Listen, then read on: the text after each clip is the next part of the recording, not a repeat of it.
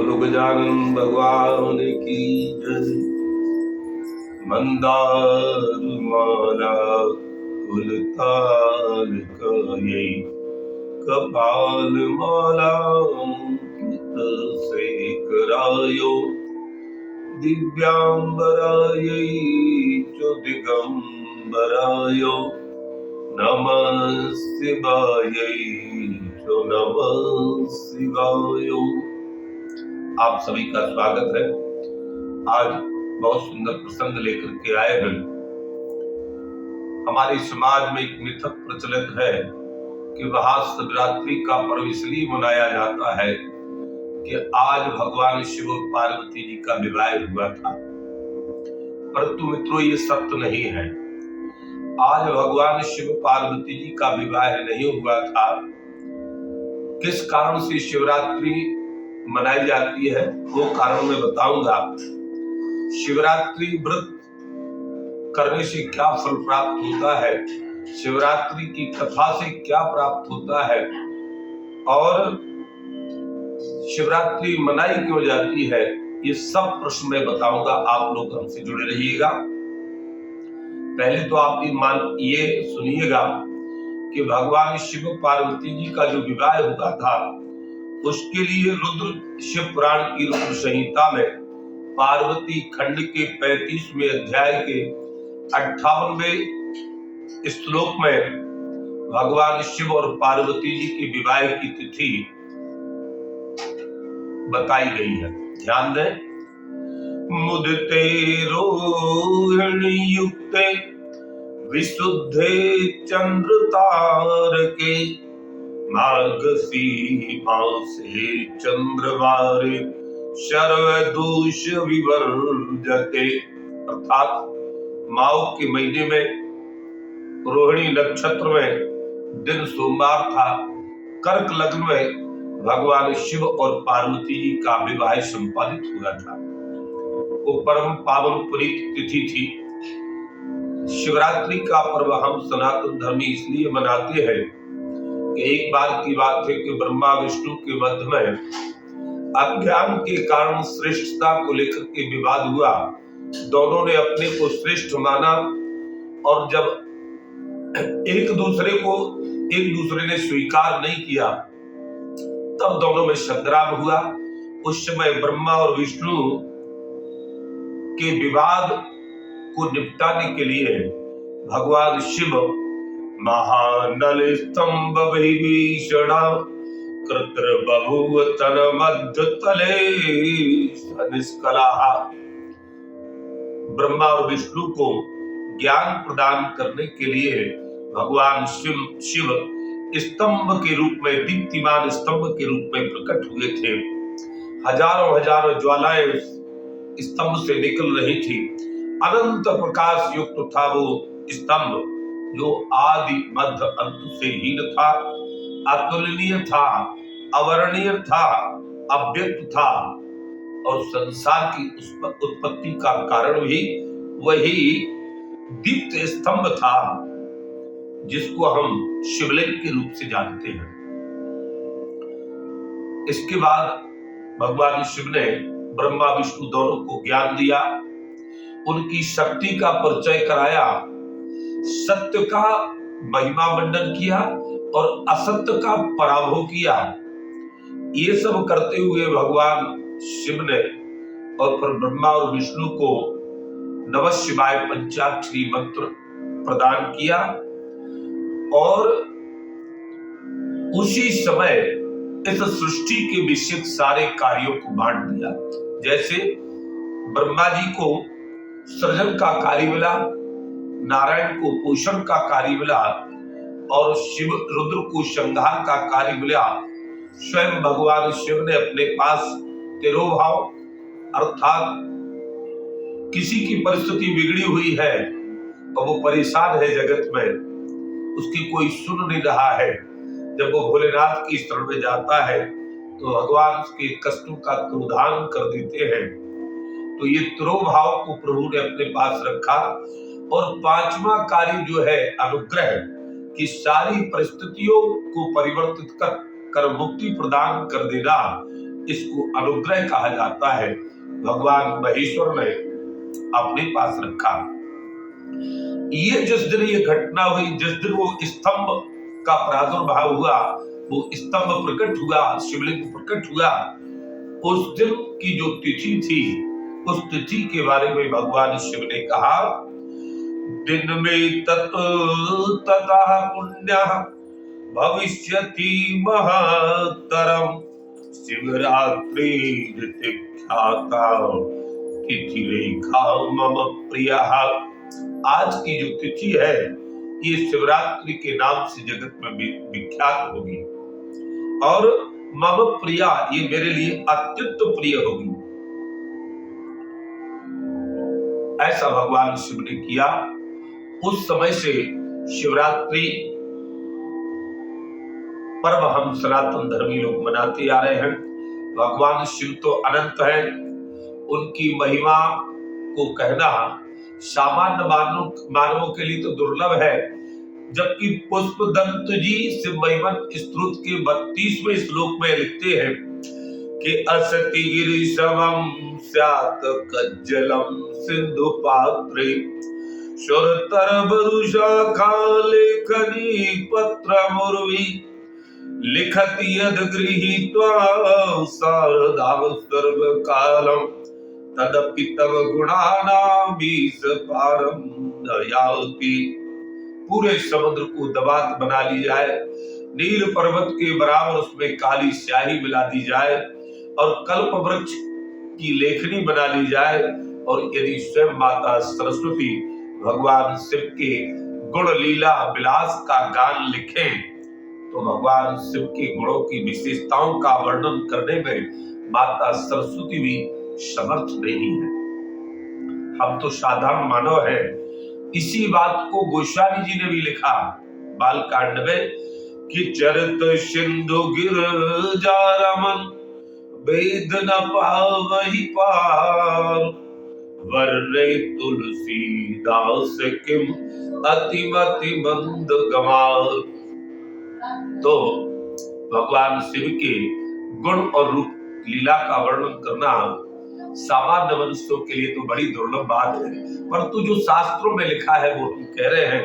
तो भगवान शिव ने कहा कि ये जो आज की तिथि है शिवरात्रि के नाम से विख्यात होगी, और यत फलम मम मत पूजायाम वर्षमेकं निरंतरम तत्फलम लभते सद्या शिवरात्रौ मदर्चनात्। जो फल मेरी पूजा 1 साल लगातार करने वाले को जो फल प्राप्त होगा वो 1 साल बराबर का फल केवल शिवरात्रि के व्रत करने से शिवरात्रि व्रती को प्राप्त हो जाएगा। और तभी से शिवरात्रि व्रत करने की परंपरा आरंभ हो गई। अब भगवान ने शिव पुराण में भगवान शिव की प्रसन्नता के 3 महासाधन बताए हैं। वो कौन कौन? श्रोत्रेण श्रवणम तस्य वचसा कीर्तनम तथा मनसा मननम तस्य महासाधन उच्यते। पहला है श्रवण और दूसरा है गायन और तीसरा है मनन।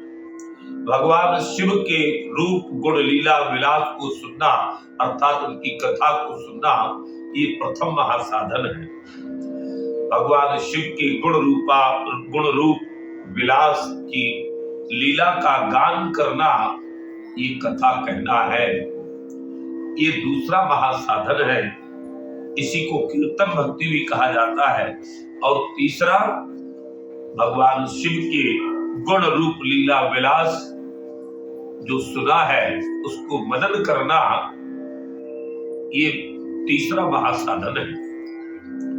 तो आए पहला जो महासाधन है भगवान शिव की कथा को श्रवण करना, उनके गुण रूप लीला, उनकी लीला विलास को श्रवण करना, हम उसी महासाधन को अपनाते हैं। आज शिवरात्रि का पर्व है। शिवरात्रि व्रत कथा आज रात्रि में श्रवण करने से महत् पुण्य की प्राप्ति होती है, ज्ञान की वृद्धि होती है और ज्ञान सिद्ध होता है। और साथ ही साथ महाशिवरात्रि व्रत की कथा से हम मनुष्यों को ये बोध होता है कि हमें जीवन में क्या करना चाहिए, क्या नहीं करना चाहिए, धर्म क्या है, अधर्म क्या है, सत्य क्या है, असत्य क्या है। ये सब एक छोटी सी कथा में छिपा। इतनी शिक्षाप्रद कथा मुझे कोई दूसरी प्राप्त नहीं हुई। इस कथा को पूरा सुनने के बाद हमें कर्तव्य और अकर्तव्य के बारे में जो अंतर है उसका ज्ञान होता है। शिवरात्रि, शिव महारात्रि का व्रत करने वाले को फल क्या प्राप्त होता है? जिसने इस व्रत को किया था वो आज नक्षत्र मंडल में नक्षत्र के रूप में विद्यमान है।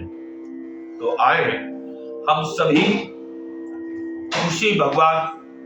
उसी कथा को श्रवण करते हैं जो भगवान शिव के गुणों की, रूप की और उनकी लीला विलास की परम पावन कथा है। आए हम श्री शिव महाशिवरात्रि व्रत कथा में प्रवेश करते हैं। एक बार की बात है कि माता पार्वती जी ने शिव जी से प्रश्न किया कि हे स्वामी, भुक्ति मुक्ति को प्रदान करने वाला कोई ऐसा व्रत बताइए जिससे भुक्ति भी प्राप्त हो, अर्थात भोग भी प्राप्त हो और मोक्ष भी प्राप्त हो।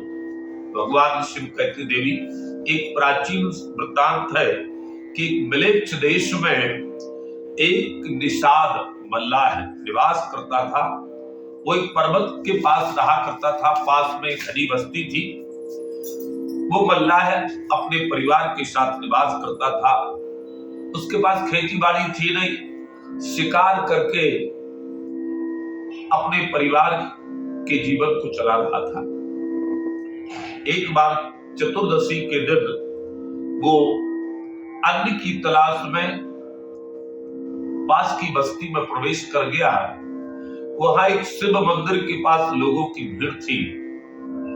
उस मल्लाह ने विचार किया कि निश्चित ही यहाँ पर कुछ खाने पीने को भी मिलेगा, चल करके देखते हैं। तो वो शिव मंदिर में प्रवेश कर गया और वहां पर उसने कुछ वस्तु को लेने का प्रयास किया। तब उस भीड़ ने पकड़ करके उसको पीटा भी और उसको बंद कर दिया। अब वो बंद हुआ, वो कमरे में बंद मल्लाह सुनता रहा कि लोग आ रहे हैं, शिव शिव की आवाज कर रहे हैं, शिव शिव का गान कर रहे हैं, भगवान शिव की पूजा कर रहे हैं।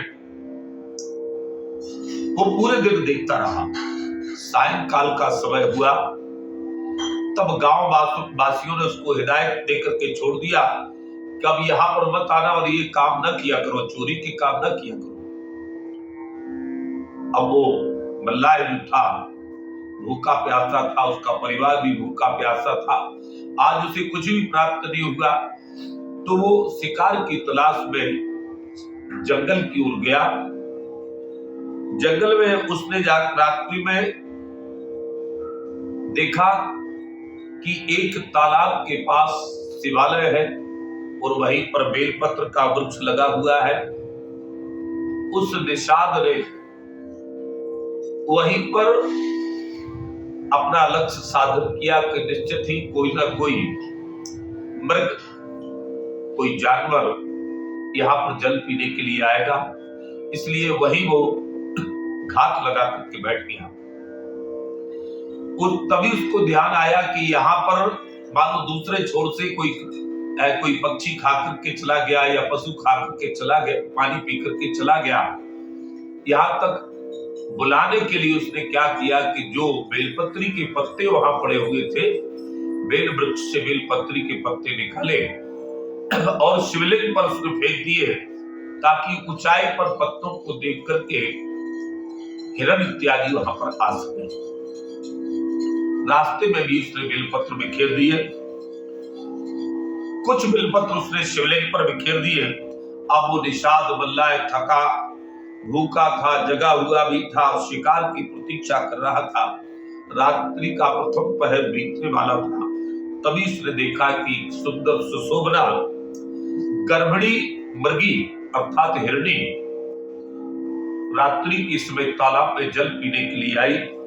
निषाद ने उस पर अपना बाण साधा। उस गर्भिणी स्त्री ने देखा कि इस निशाना साध रहा है। तभी उस निषाद को याद आया कि जब मैं मंदिर में बंद था तो लोग शिव शिव शब्द का उच्चारण कर रहे थे। ये शिव क्या होता है? और निशाना साधते साधते उसके मुख से शिव शिव शब्द का उच्चारण हुआ और निशाना साधते हुए कुछ बिलपत्र के पत्ते भी निषाद के स्पर्श से शिवलिंग पर जाकर के गिरे। अब यहां पर गर्भिणी मृगी ने देखा कि निषाद मेरा वध करेगा, तो निषाद को देख करके बोली, हे निषाद, तो मेरे प्राण क्यों लेना चाहते हो? देखो मेरा निषाद कहने लगा, हे मृगी, मेरा परिवार भूखा है, आज उसको कुछ भी खाने को प्राप्त नहीं हुआ है, तुम्हारा शिकार करके मैं अपने परिवार का पोषण करूंगा। शिवरात्रि के प्रथम प्रहर में जागरण और बेलपत्री भगवान शिव पर चढ़ने से वो निषाद अपने पापों के चौथे हिस्से से मुक्त हो गया था। अतः उस गर्भिणी मृगी को कि मनुष्य की भाषा में बोलते हुए निषाद को अंदर से ये ज्ञान हुआ कि ये मृगी कोई साधारण मृगी नहीं है। तो व्याध पूछने लगा कि तुम कौन हो, अपना परिचय दो। तब वो गर्भिणी मृगी बोली, हे व्याध, हे मल्ला है, इससे पहले जन्म में मैं इंद्र की अप्सरा थी, मेरा नाम था रंभा। मैं देवराज इंद्र के लिए नृत्यगान करती थी, उन्हीं को अपना सर्वस्व मानती थी। परंतु एक बार हिरण्याक्ष नाम का महाबलशाली राक्षस आया। उसके रूप और सौभाग्य मद को देख करके, उसके बल मद ऐश्वर्य को देख करके मैं इस पर मोहित हो गई और मैंने हिरण्याक्ष को अपना पति बना लिया। परंतु जब मैं देवराज इंद्र के यहाँ थी तो मैं प्रतिदिन भगवान शिव के दर्शन के लिए जाती थी। अब जो हिरण्याक्ष मेरा पति हो गया तो बहुत समय के बाद मैं एक बार भगवान शिव के दर्शन के लिए गई। जब भगवान शिव ने मुझे देखा तो पूछा कि हे देवी, इतने दिनों बाद आने का क्या कारण है? तब वो मृगी कहती है कि मैं उस समय रंभा नाम की जो अप्सरा थी, मैंने कहा कि हे देवादिदेव महादेव, मैंने हिरण्याक्ष का वर्ण कर लिया है। ये बात सुनकर के देवादिदेव महादेव क्रुद्ध हो गए और बोले, तू अपने धर्म से भटक गई है, इसलिए अब तू जा और किसी निर्जन वन में जाकर के भटक। तेरा पति हिरण्याक्ष भी मृग बन करके भटकेगा, तू भी भटकेगी। तब रंभा हाथ जोड़ने लगी भगवान शिव को। तब भगवान शिव कहते कि हे रंभा, 12 वर्ष तक तुझे भटकना पड़ेगा निर्जन वन में, फिर तुझे भगवान मेरे शिवलिंग का दर्शन होगा, तब तेरी मुक्ति होगी। ये उस मृगी ने अपनी कथा सुनाई। हे व्याध, पर इस समय तुम मेरे जो प्राण लेना चाहते हो, अभी मेरा कार्य अधूरा है, क्योंकि मुझे शिव जी के दर्शन नहीं हुए हैं, इस कारण से मैं दुखी हूं। हे व्याध, मेरा वध उचित नहीं है, क्योंकि मैं इस समय गर्भावस्था में भी हूं। तुम संतोष रखो। जो तुम्हारी समस्या है कि तुम्हारा परिवार भूखा है, तो इसी रास्ते से दूसरी मृगी आएगी या मृग आएगा, तुम उसको मार करके अपने परिवार की तृप्ति कर लेना। यदि दूसरा मृग या मृगी नहीं आई तो मैं अपने गर्भ के बच्चे को अपने कुटुंबियों को सौंप कर तेरे पास आ जाऊंगी। तब व्याध बोला, न गमिष्यसि चेदन्यो जीवस्तमपि गच्छसि सुदया पीडितो अहं वै कुटुंबम च विशेषता। व्याध कहता है कि हे हिरणी, हे मृगी, यदि दूसरी मृगी ना आई तो तुम्हें मेरे परिवार को भूख मिटाने के लिए प्रातः काल अवश्य ही आना पड़ेगा। पर अभी तुम्हें जाने के लिए मेरे समक्ष कोई ना कोई मेरे विश्वास के लिए मेरे समक्ष कोई शपथ लेना पड़ेगी, क्योंकि पृथ्वी वायुरादित्या सत्ते तिष्ठन्ति देवता। ये पृथ्वी, वायु, सूर्य, आदित्य, ये सभी सत्य में ही से ही प्रतिष्ठित है। इसलिए दुनिया में सत्य की प्रतिष्ठा करना आवश्यक है, सत्य का अनुगामी बनना आवश्यक है। ये लोक और परलोक को सार्थक करने के लिए सत्य का अनुगमन करना आवश्यक है। इसलिए हे मृगी, तुम बताओ मेरे विश्वास के लिए कौन सी शपथ उठाओगी। और वैसे भी गोस्वामी जी ने भी गाया है कि धर्म न दूसर सत्य समाना, धर्म न दूसर सत्य समाना, आगम निगम पुराण बखाना, आगम निगम पुराण बखाना। इसलिए तुम सत्य वचन देकर के अपने घर जा सकती हो। तब गर्भिणी मृगी ने सत्य प्रतिज्ञा का वाग्दान उस व्याध को दिया। क्या कहा? ये सुनने की और समझने की बात है। क्या धर्म है, क्या अधर्म है, क्या सत्य है, क्या असत्य है, मनुष्य को क्या करना चाहिए, ये कथा बता रही है। क्या कहा गर्भिणी मृगी ने? द्वजो भूत्वा तु यो व्याध वेद भ्रष्टो अभिजायते। ब्राह्मण होकर के वेद मार्ग से भटके हुए ब्राह्मण को, जो संध्या बंधन से हीन है, क्रय और विक्रय में व्यापार रत है, वेदों का विक्रय करते हैं, नास्तिक है, सूतकांड का भक्षण करते हैं, जो असत्य का साथ देते हैं, असत्य मार्ग पर चलने वाले को सत्य का बोध नहीं कराते हैं, ऐसे ब्राह्मण को जो पाप लगता है वो पाप मुझे लगे।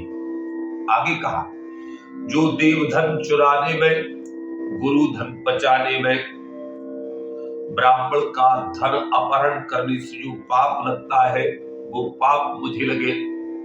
आगे कहा, पति की हत्या करने पर जो पाप पत्नी को लगता है, स्वामी की हत्या करने पर जो पाप नौकर को लगता है, आत्महत्या करने से जो पाप स्वयं को लगता है, बाल हत्या करने से जो पाप लगता है, गौ, ब्राह्मण, गुरु, स्त्री हत्याओं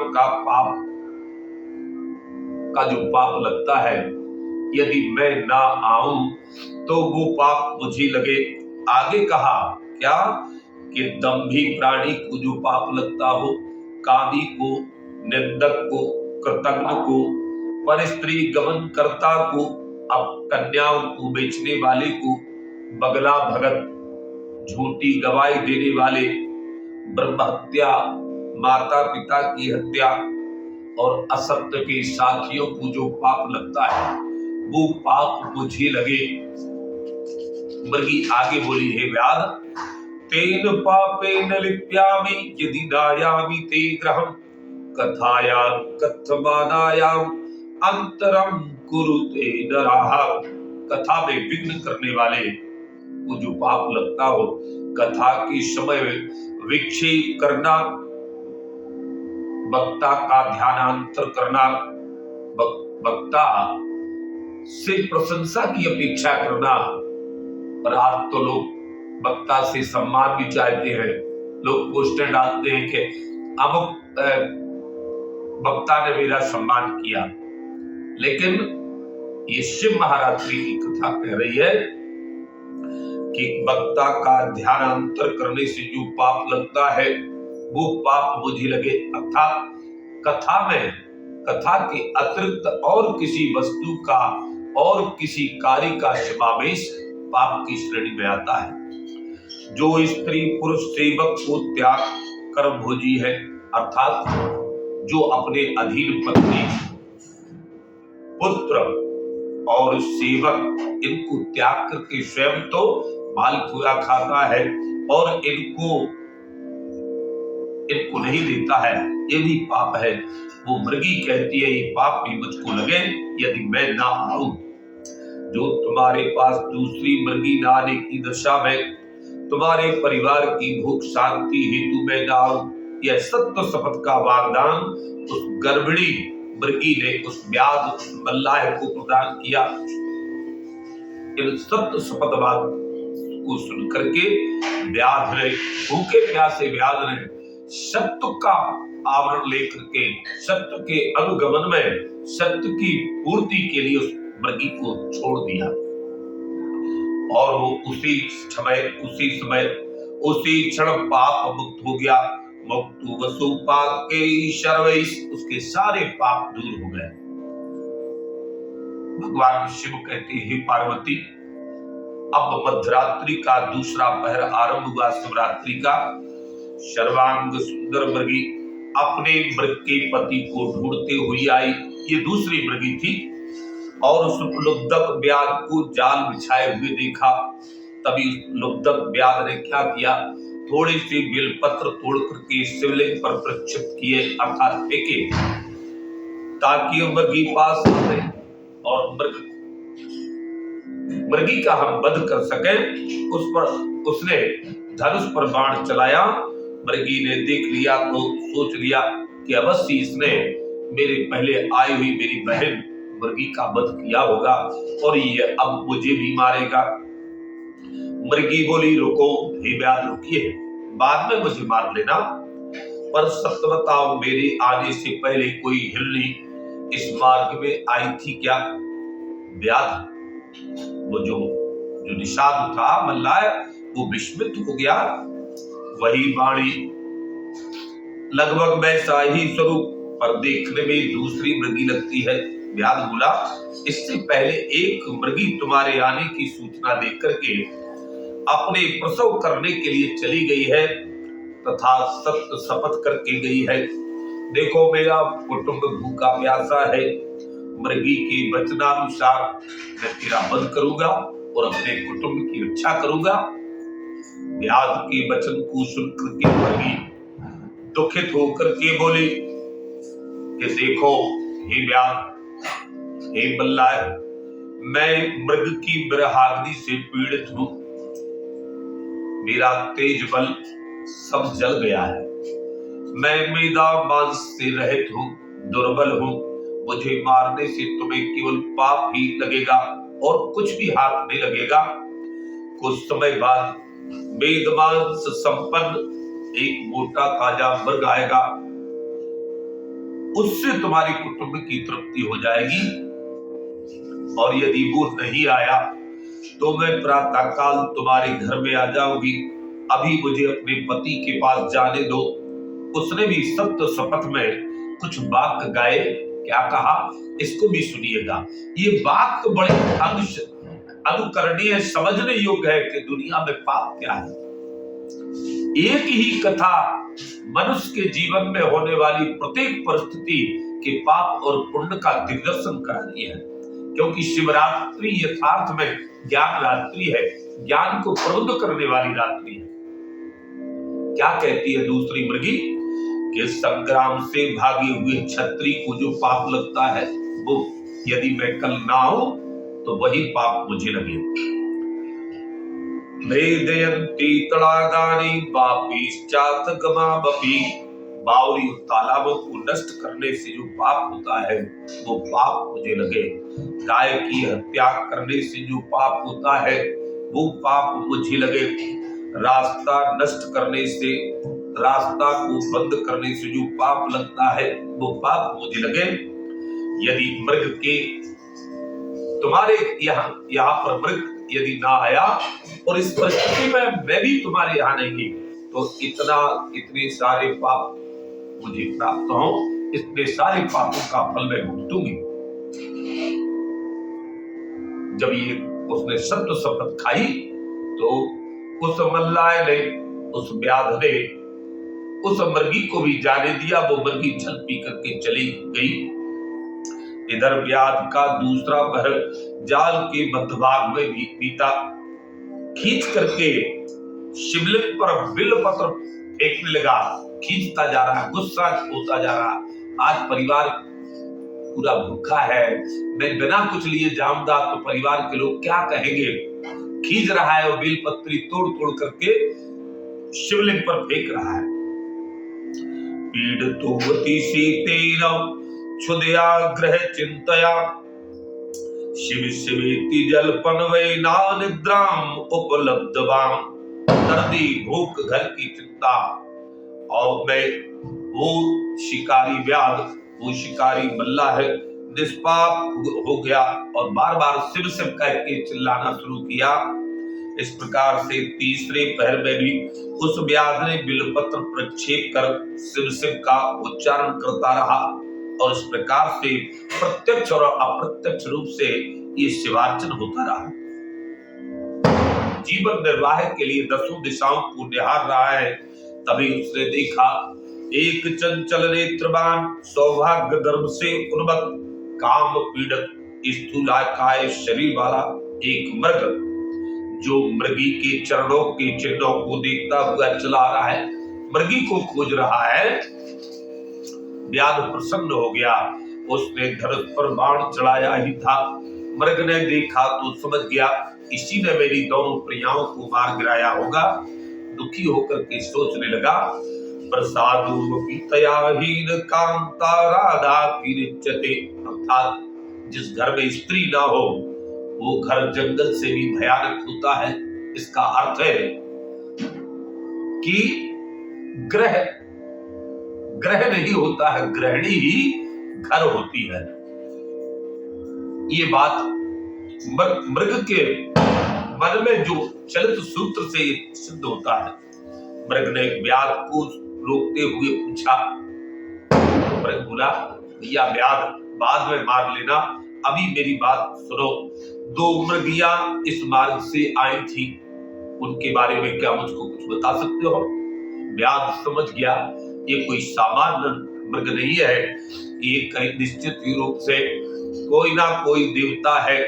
व्याध बोला, हे मृग, वह दोनों मृगियां मेरे समक्ष सत्य प्रतिज्ञा करके मेरे परिवार के भोजनार्थ तुमको प्रस्तुत करने को कह करके अपने बच्चों के सहित परिवार के दायित्वों की पूर्ति करने के लिए चली गई है और वो कुछ सत्य प्रतिज्ञाएं भी करके गई है। वो अभी जो हम सुना चुके हैं वो सारी सत्य प्रतिज्ञाएं सुनाई कि ये इन पापों का की मैं भागीदार होंगी।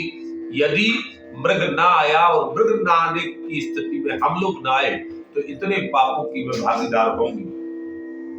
मृग बोला, हे व्याध, हे मल्लाह, हमारी मृगियों ने जो तुम्हें वचन दिया है वह मैं अवश्य निभाऊंगा। मैं प्रातः काल की सेवा में उपस्थित हो जाऊंगा, पर इस समय मेरी उन दोनों मृगियों को मेरी बहुत आवश्यकता है। मैं अपनी गृहस्थी के दायित्वों का निर्वाह करके आ जाऊंगा। सिर पर मृत्यु मंडरा रही है, इसके बाद भी अपने जो दायित्व मिला है, जो कर्तव्य मिला है, कर्म प्रधान विश्व राखा, उस कर्म की पुष्टि करने के लिए, अपने दायित्व के निर्वाह के लिए वो मृग कहता है, व्याध, मुझे अपने दायित्वों का निर्वाह करने दो। यदि मेरा वध करोगे तो मेरी मृत्यु व्यर्थ चली जाएगी। क्यों? क्योंकि इस समय मेरे चित्त में परिवार की समस्याओं के कारण उद्विग्नता है, तुम्हें तृप्ति नहीं होगी।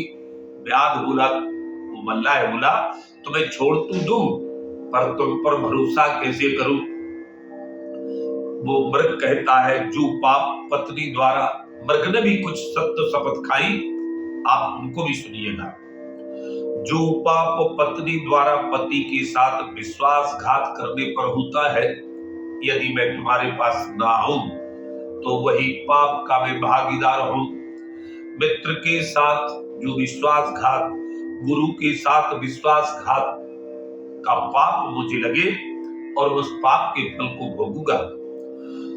पंक्ति भेद प्रेम भेदन, किन्हीं दो प्राणियों में प्रेम है और ऐसा कोई प्रसंग उपस्थित करने से उनमें आपस में वाद विवाद कर दो, मनमुटाव कर दो, वो एक दूसरे को देखे तक ना, इसको प्रेम भेदन कहा जाता है। तो प्रेम भेदन करने वाले को, तालाब महल आदि का विध्वंस करने वाले को जो पाप लगता है, यदि मैं ना हूं तो उन पापों का भागीदार हूं। ब्राह्मण की जीविका को नाश कर गांव से भागने पर मजबूर करने का जो पाप होता है, यदि मैं ना हूं तो वही पाप मुझे लगे। जो पाप संध्या स्नान वेद शास्त्रहीन प्राणी को लगता है, उन सारे पापों को मैं भोगूं। मद्यपान, पर स्त्री गमन, पर निंदा, चुगली, अपवित्र भोजन, स्त्री पुत्र को त्यागने के जो परिणाम होते हैं, इनके त्यागने से जो पाप होते हैं, वो पापों को मैं भोगूं। वेद शास्त्रों की निंदा करने से जो पाप लगता है, वो पाप मैं भोगूं। अपवित्र स्त्री के पति होने से जो पाप लगता है, वो पाप मैं भोगूं। जो अपने कर्तव्यों से विमुख, जो भगवान ने जो कर्तव्य आपको प्रदान किया है, वो कर्तव्य ना करके दूसरे के कार्य को करना कर्तव्य विमुख कहा जाता है। वो पाप, जो उस पाप का जो फल होता मैं भोगूं। पाखंड करने का आदि कर्मों का जो पाप होता है, उन पापों के फल मुझे प्राप्त हो।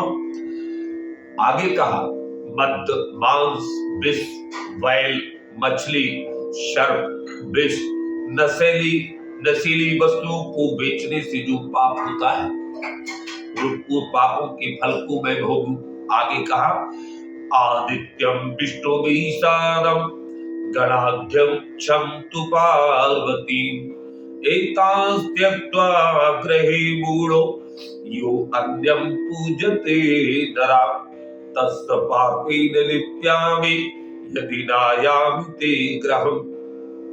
पैर से गौ का स्पर्श करने वाले को, पैर से ब्राह्मण का स्पर्श करने वाले को, सूर्योदय के बाद सोने वाले को, माता पिता के पोषण न करने वाले को, कन्या का विक्रेता होने वाले को, गौग्रास नहीं निकालने वाले को, अतिथि का जो तिरस्कार करने वाले को, वर्णाश्रम धर्महीन जीविका करने वाले को, मिलावट करने वाले को और दान में अड़ंगा लगाने वाले को, तथा शिवरात्रि के व्रत से हीन होने वाले को जो पाप लगता है, हे व्याध, हे मल्लाह, यदि मैं प्रातः काल ना हूं तो ये सारे पाप मुझे लगे, इन सारे पापों का फल मैं भोगूं। पर अभी मुझे जाने दो, क्योंकि मुझे अपने परिवार के दायित्वों की पूर्ति करना है। व्याध ने इतनी सत्य शपथ को देख करके उस मृग को जाने दिया। व्याध ने चौथा प्रहर देखा कि चौथा प्रहर आरंभ हो चुका है। उसने पुनः बिल पत्रों को तोड़ा और शिवलिंग पर शिव शिव करके फेंक दिया। गुस्साया हुआ, शिव सवेति जल पंडे श्यासु यातु निजाश्रम, शिव शिव कहता हुआ घर को चला गया। उस रात्रि भले ही अनिच्छा से ही सही, अश्रद्धा से ही सही, पर उस व्याध का, उस मल्लाह का रात्रि जागरण हो गया। भूख का प्यासा तो था ही, शिवरात्रि का व्रत भी हो गया, इसलिए वो निष्पाप हो गया। पापां भक्तु अप्यसु सद्या शिव पूजा प्रभावता, वो शिवरात्रि के व्रत के करने से वो निष्पाप हो गया। व्याध का पूरा परिवार भूखा था। तभी प्रातः काल एक दूसरी मृगी अपने बच्चों को साथ लिए वहीं आ गई।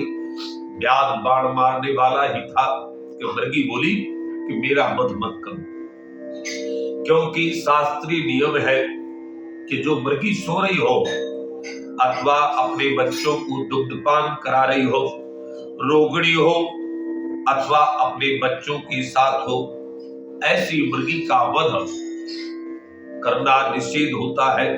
अतः मैं आपको वचन देती हूँ, मैं अपने बच्चों को अपने घर स्वजनों के पास छोड़ करके प्रतिज्ञा पूर्वक आपके पास यदि ना आऊं तो हे मल्ला है, मुझे परपुरुष रमण का पाप जो लगता है वो लगे, मद्यमांस नशीली वस्तु का व्यापार जन दोष जो होता है वो मुझे लगे, तथा अब से पूर्व जो तीनों लोग शपथ पूर्वक दिए वचन जन समस्त दोषों के पापों की भागीदार में बनूं, यदि मैं ना आऊं। चिंतित उस शिकारी व्याध ने विस्मय युक्त हो गया, पर उसने मृगी को छोड़ दिया और चारों मृगों के दिए वचनों को याद करके विचार करने लगा कि 3 मृगियां आई, एक मृग आया, इन चारों ने ऐसे ऐसे वचन दिए। विचार करने लगा, सर्वेषां वचनं ध्यायन् मृगाणां सत्यवादिनां एतेषां घातको नित्यमहं यास्यामि कां गतिम्। मैंने तो इतने कुकर्म किए हैं, इतने जीवों की हिंसा की कि मेरी क्या गति होगी। ये सब जो मैंने कार्य किए हैं ये पापों की श्रेणी में आता है, ये पापों की श्रेणी में आते हैं, पाप से दंड मिलता है। हे प्रभु मेरा क्या होगा। तभी उस निषाद वल्लाह ने अपने परिवार और बच्चों पर दृष्टिपात किया। ये भूखे हैं, घर में ना अन्न है ना मांस है, उसका सुख चैन दूभर हो गया। दूसरी तरफ विचार कर रहा था कि वे मृग इतने सज्जन और सत्यवादी तथा धर्म से बंधे हैं, यदि वो आ गए तो उनका वध मैं कैसे करूंगा। इधर तीनों मृगी और मृग इकट्ठा हो गए, सभी ने अपने अपने दायित्व पूरे किए। जो कार्य के कारण उस व्याध को वचन देकर के आए थे उन्होंने अपने अपने कार्यों को पूरा किया। और इसके बाद मृग तीनों मृगियों से बोला, तुम लोग यही रह करके अपने परिवार की बच्चों के प्रति अपने अपने दायित्वों को पूरा करिए। मैं उस मल्लाह को शिकारी को दिए हुए वचनों के निर्वाह के लिए जाता हूं, क्योंकि सत्य धर्म प्रतिष्ठिता, धर्म केवल सत्य में प्रतिष्ठित है। यदि कोई झूठ बोल करके अधर्म करके कोई कार्य करके कहे कि उसने धर्म कर लिया तो इसकी भूल है। सत्य धर्म प्रतिष्ठिता, सत्य में ही धर्म प्रतिष्ठित होता है। इसलिए मुझे अपने सत्य वचनों का निर्वाह करना चाहिए। मृगियां बोली, नारीणाम पतिहीनानां जीविते किम प्रयोजने। पतिहीन स्त्री आप चले जाएंगे तो हम पतिहीन स्त्रियां के जीने का क्या प्रयोजन। और वैसे भी कहा गया है, वैदव्यम सदृशम दुख स्त्रीणाम, स्त्रियों के लिए विधवा हो जाना इससे बड़ा कोई दुख नहीं है। मृग चिंतित हो शपथ रक्षा से अपने कुटुंब, मृग चिंतित है।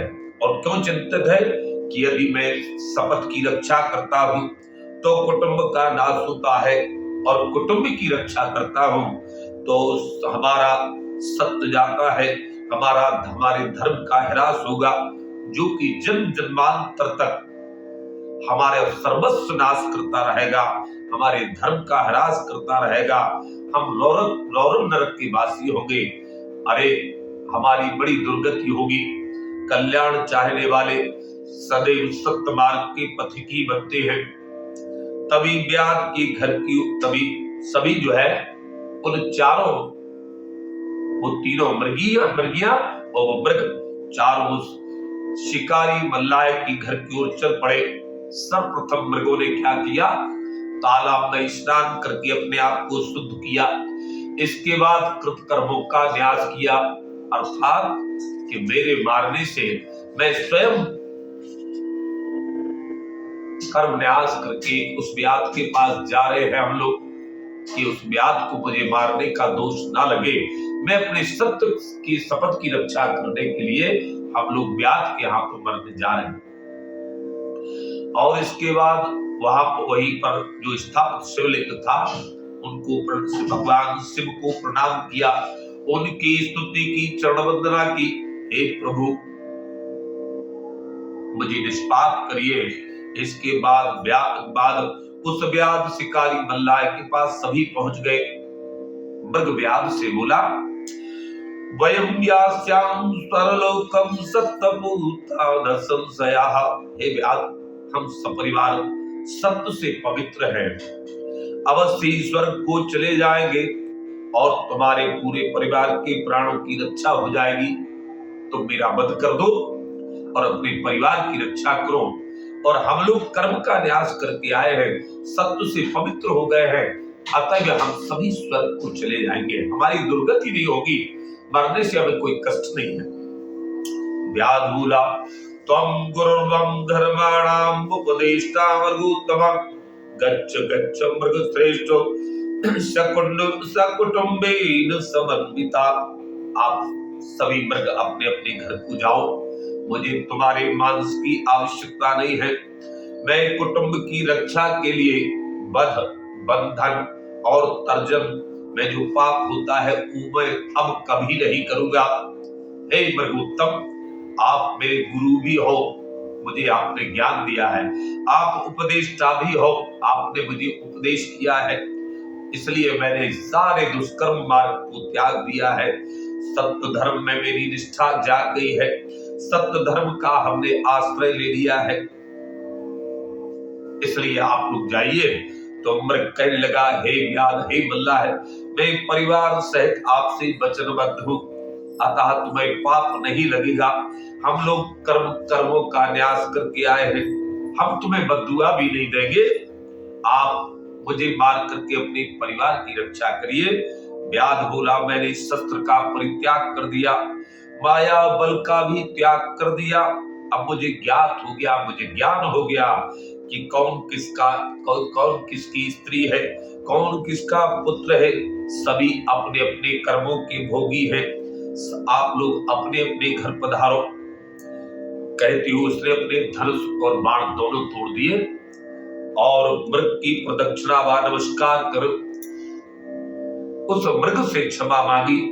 इसी बीच आकाश से पुष्पों की वृष्टि होने लगी, दुंदुभियां बजने लगी, देवदूत विमान लेकर के आ गए और व्याध से बोले, ओ व्याध, शिवरात्रि प्रभावेण पातकम ते क्षयं गताः।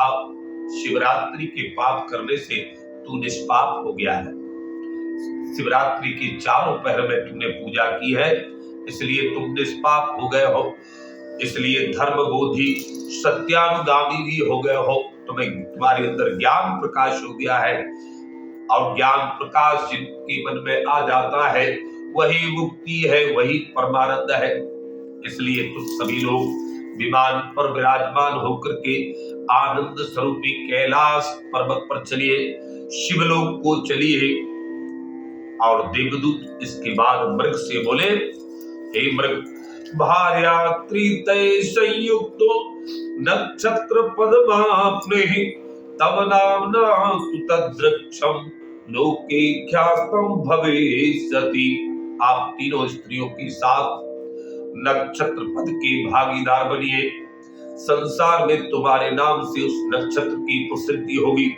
वह मृगराट जो मृगश्रार नाम का नक्षत्र है, जो 27 नक्षत्रों में दीप्तमान है, वो उत्तम नक्षत्र होकर के आप नक्षत्र मंडल में प्रकाशित होइए। जो मनुष्य शिवरात्रि व्रत के साथ रात्रि जागरण करता है, इस कथा को सुनता है, वह भी पाप से मुक्ति होकर के और जो है मुक्ति का भागीदार होकर के भोग और मोक्ष दोनों को प्राप्त करता है।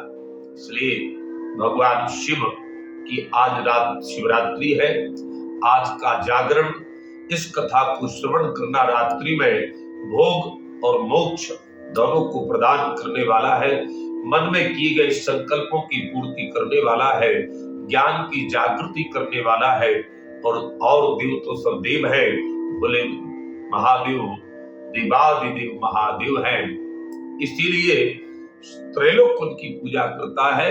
इसीलिए गोस्वामी जी ने गाया है कि शंकर जगत बंधु जगदीशा शंकर जगत बंद जगदीशा, सुर नर मुनि सब नावहि सीसा, सुर नर मुनि सब नावहि सीसा।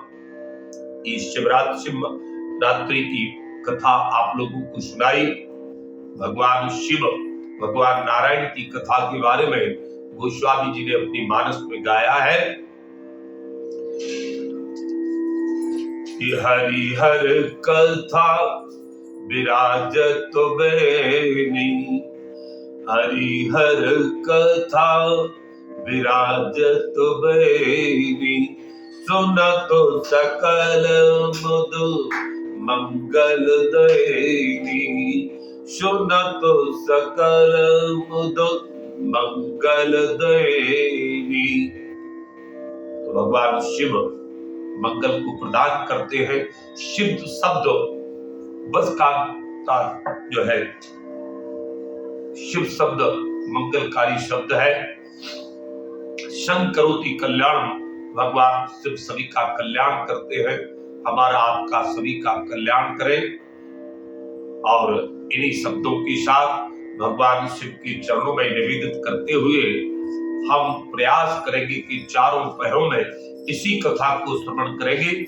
इसी उद्देश्य की पूर्ति के लिए मैं अपने YouTube चैनल के माध्यम से आप लोगों को प्रसारित कर रहे हैं कि आप लोग चारों पहरों में इस कथा को श्रवण करिए। जय जय सीताराम। नमः पार्वती पतये। हर हर महादेव।